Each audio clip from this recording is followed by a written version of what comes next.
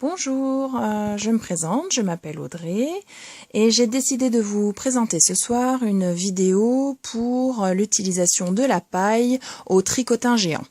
Alors pourquoi avoir choisi ce sujet-là? Eh bien tout simplement, je me suis rendu compte au niveau des réseaux sociaux que lorsque les personnes expliquaient qu'elles utilisaient une paille à d'autres qui demandaient de l'aide à ce sujet-là, eh bien les explications fournies n'étaient peut-être pas assez concrètes et les personnes qui demandaient de l'aide ne visualisaient peut-être pas forcément ce que les autres essayaient de leur expliquer.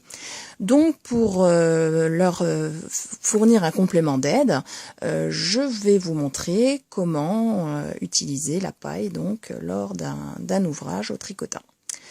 Quelle paille utiliser? Bon, déjà, vous avez certaines pailles, c'est facile, qui sont fournies avec le tricotin géant. Donc vous utilisez celle qui est fournie avec. Ou à défaut, si vous n'en avez pas du tout, vous pouvez utiliser les moyens du bord. Une simple paille fera l'affaire. Donc après, vous avez des pailles de toutes les tailles, circonférences différentes. Moi, j'aime bien utiliser ce type de paille-là qu'on peut trouver dans une grande marque de fast-food. Pourquoi? Parce qu'elle permet le passage de gros fils comme de fils plus fins. Vous coupez à la longueur désirée, pas trop grande de préférence. Vous voyez que l'une ou l'autre des deux tailles-là permet donc de faire quelque chose d'assez facile à manipuler. Si vous le laissez trop grand, la paille va vous empêcher de bien l'utiliser. C'est assez pratique l'utilisation de la paille sur les tricotins géants type Afghan ou Serenity Loom.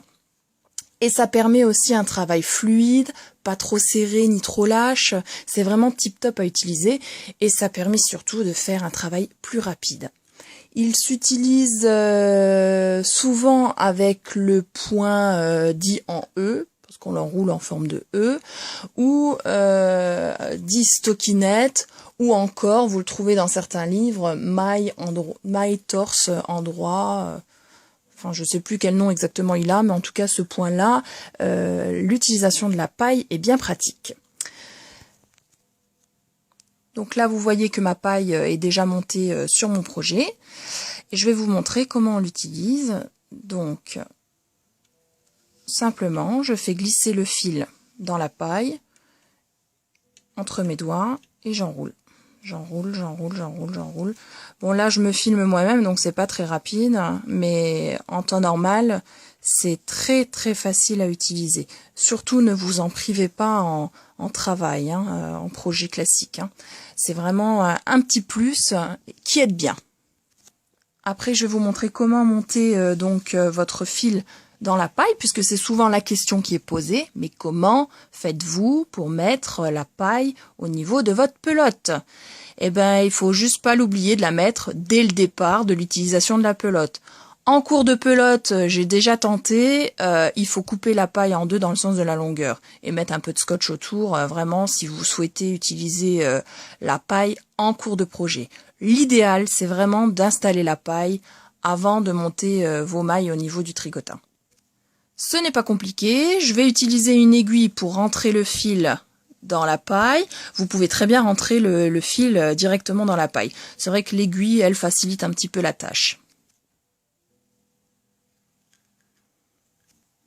Voilà, j'ai plus qu'à tirer dessus, à faire ressortir mon fil, voilà, et à faire retirer mon aiguille. Et voilà ma paille montée au niveau de ma pelote. Une fois la paille montée au niveau de la pelote, nous pouvons installer notre fil sur le tricotin et commencer à tricotiner à l'aide de la paille.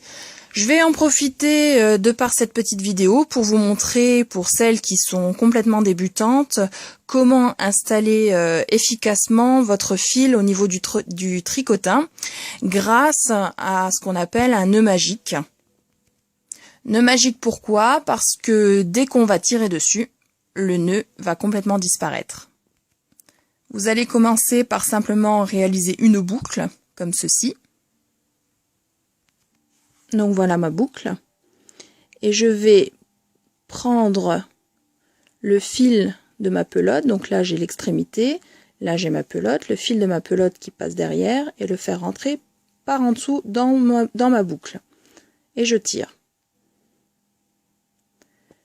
Pour pouvoir adapter la boucle au niveau du tricotin, du picot du tricotin, j'ai juste à tirer dessus pour rétrécir la boucle.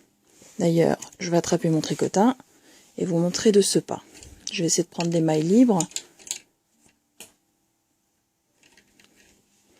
Voilà mon tricotin. Je le mets au niveau de mon picot et je tire dessus. Voilà.